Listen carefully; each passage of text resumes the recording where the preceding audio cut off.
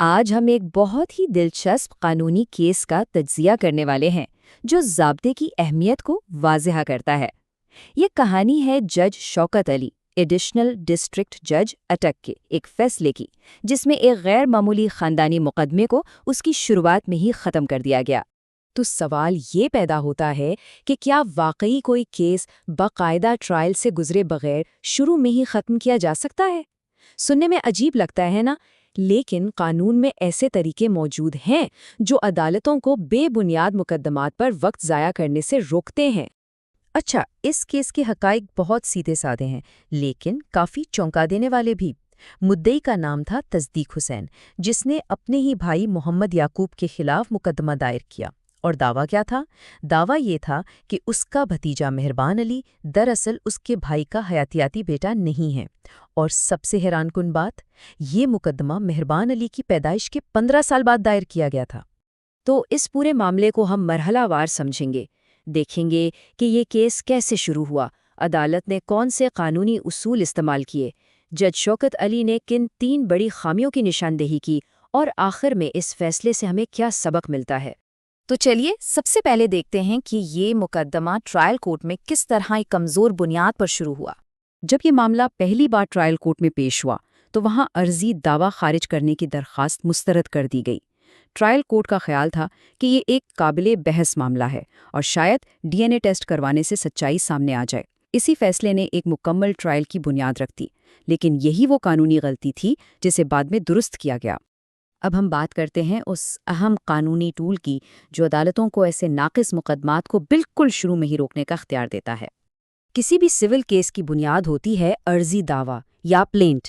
یہ وہ کاغذات ہوتے ہیں جن میں مدعی اپنی پوری کہانی اور عدالت سے اپنی درخواست بیان کرتا ہے۔ لیکن سوال یہ ہے کہ کیا ہر عرضی دعویٰ ایک لمبے ٹرائل کا مستحق ہوتا ہے؟ قانون کہتا ہے ہرگز نہیں۔ ضابطہ دیوانی کا آرڈر 7 رول 11 عدالت کو ایک گیٹ کیپر یعنی ایک نگہبان کا کردار سونپتا ہے۔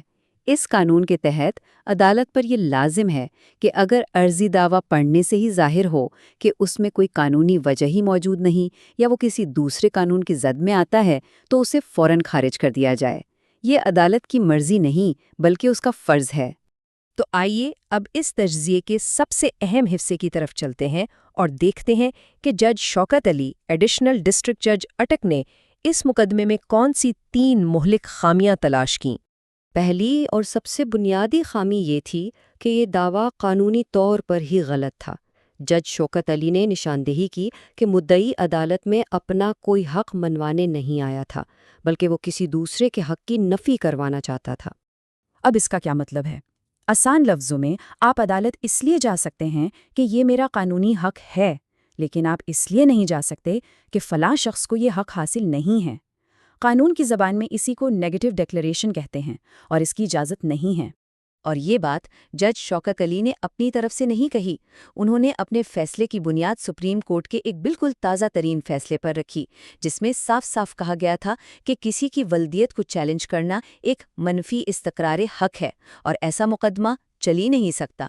دوسری خامی بھی اتنی ہی بڑی تھی۔ جج شوکت علی نے قرار دیا کہ مدعی، جو کہ بچے کا چچا تھا، اسے قانوناً یہ حق ہی حاصل نہیں تھا کہ وہ اپنے بھتیجے کی ولدیت کو چیلنج کر سکے۔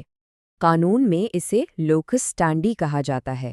اس کا مطلب ہے کہ کیا آپ وہ صحیح شخص ہیں جسے قانون کسی خاص معاملے پر مقدمہ کرنے کی اجازت دیتا ہے۔ ہر کوئی ہر معاملے پر عدالت نہیں جا سکتا۔ اور اس نقطے کو بھی سپریم کورٹ کے ایک اور فیصلے نے بالکل واضح کر دیا تھا۔ جج شوکت علی نے اس فیصلے کا حوالہ دیتے ہوئے کہا کہ پاکستانی قانون کے مطابق صرف مبینہ باپ کو ہی بچے کی ولدیت چیلنج کرنے کا حق حاصل ہے، چچا، تایا یا کسی دوسرے رشتہ دار کو یہ حق نہیں ہے۔ اس لیے مدعی کے پاس لوکس سٹینڈائی ہی نہیں تھا۔ اور اب آتے ہیں اس کیس کی تیسری اور شاید سب سے واضح خامی پر، یعنی مقدمہ دائر کرنے میں ایک بہت لمبی تاخیر۔ ذرا اس ٹائم لائن پر نظر ڈالیں۔ بچہ 2003 میں پیدا ہوا۔ اگر کسی کو اس کی ولدیت پر کوئی اعتراض تھا بھی تو قانون اس کے لیے 6 سال کا وقت دیتا تھا۔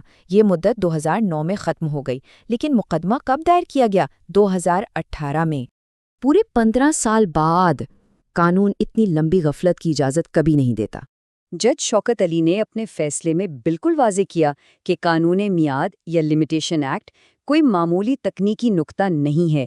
اس کی دفعہ 3 کے تحت عدالت پر یہ لازم ہے کہ وہ میعاد گزر جانے کے بعد دائر کیے گئے کسی بھی کیس کو خارج کر دے، چاہے دوسری پارٹی اس پر اعتراض کرے یا نہ کرے۔ تو اب ایک مختصر موازنہ کرتے ہیں ٹرائل کورٹ کے ابتدائی خیالات کا اور جج شوکت علی، ایڈیشنل ڈسٹرکٹ جج، اٹک کے حتمی فیصلے کا۔ یہ ٹیبل سارا فرق صاف دکھا رہا ہے۔ جہاں ٹرائل کورٹ کو لگا کہ یہ کیس قابل سماعت ہے اور ڈی این اے سے حل ہو سکتا ہے، وہیں جج شوکت علی نے قانونی اصولوں کی بنیاد پر اسے ناقابل سماعت قرار دیا۔ کیوں؟ کیونکہ نہ تو کوئی بنایا دعویٰ تھا، نہ مقدمہ کرنے کا حق تھا، اور یہ دعویٰ قانون اور میعاد دونوں کی خلاف ورزی تھا۔ تو حتمی نتیجہ کیا نکلا؟ جج شوکت علی نے نگرانی کی درخواست منظور کی، ٹرائل کورٹ کے غلط حکم کو کالعدم قرار دیا اور مدعی کا عرضی دعویٰ خارج کر دیا۔ مطلب کیس شروع ہونے سے پہلے ہی ختم ہو گیا۔ آخر میں اس پورے کیس سے ہمیں جو بڑا سبق ملتا ہے وہ کیا ہے؟ تو سب سے اہم نکتہ یہ ہے، جج شوکت علی کا یہ فیصلہ ہمیں یاد دلاتا ہے کہ قانون میعاد اور ضابطے کے اصول صرف خانہ پوری نہیں ہیں، یہ ہمارے انصاف کے نظام کے وہ بنیادی ستون ہیں جو عدالتوں کو بے بنیاد اور تنگ کرنے والے مقدمات سے بچاتے ہیں، اور یہ یقینی بناتے ہیں کہ عدالتی وقت صرف حقیقی تنازعات کے لیے استعمال ہو۔ اور یہ ہمیں اس آخری سوال پر چھوڑ جاتا ہے کہ اگر عدالتیں ضابطے کے ان بنیادی قوانین کو نظر انداز کرنا شروع کر دیں تو ہمارے انصاف کے پورے نظام کی سالمیت پر کیا اثر پڑے گا؟